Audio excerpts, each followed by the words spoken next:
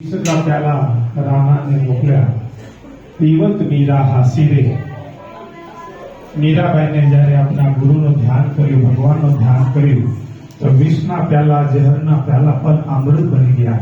એવી રીતે સંસારમાં ઘણી વખત સવારથી સાંજ સુધી ઘણા ઝેર જેવો બોલવા મળે, સાંભળવા મળે, કોઈ બોલે, કોઈ ચાલે, કોઈ તિરસ્કાર કરે, તો પણ વિષનો ઘૂંટડો પીને ભગવાન નામ લેજો તો નીલકંઠ વર્તી જો ભગવાન આનંદ કરશે જીવનમાં। થોડી થોડી વાતમાં દિવસભર બગાડવું, કોઈને કશું બોલે તો કે મારે ભાવતું નથી, આજે પીને એવું બોલ્યું છે, મારું દિલ તૂટી ગયું, ક્યાં ક્યાં સુધી દિલના તમે ટાંકા લગાવશો? એટલે કે હવે તારે આપણા ટાંકા લગાવવાના છે ખરા કે મારા દિલ જ તૂટી ગયા, હું કરો દિલ તોડો છો? ભગવાન સાથે કરજો, દિલ જીવા માટે, ભગવાન માટે, સંત માટે, રાષ્ટ્ર માટે। તો આજે અમારા જયંતિ બાપાના જોડે આવ્યા જયંતિ બાપા, એ પણ રાષ્ટ્રના કાર્યમાં લાગ્યા છે।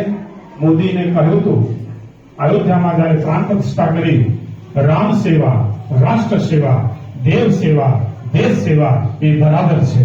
તો જયંતિ બાપા પણ એમાં લાગે છે, એમને તો તાલીમ બતાવજો। અને બધાને જ આપણે એક બહુ સરસ અને સારું કાર્ય આપણાથી થાય। આપણને સનાતન ધર્મની આખા દુનિયાને જરૂર છે, જીવો और जीने दो।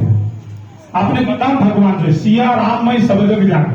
ઘણા है ना, ગોકુલનાથ વાળા, સ્વામિનારાયણ વાળા, સ્વાધ્યાય વાળા, ગાયત્રી વાળા, અંબે વાળા, જે પણ હોય બધા હિન્દુ છે ને, બધા જ હિન્દુ છે। આપણા ગઢી માતામાં તમે જોયું કોઈને અલગ રસોડું છે? કોઈ કહે છે બાબુજી એ કેમ નાથમાં મારા આપંગતમાં ઘૂસી ગયો, એ પાટકર કેમ ચાય પીધી? કોઈ કહે છે?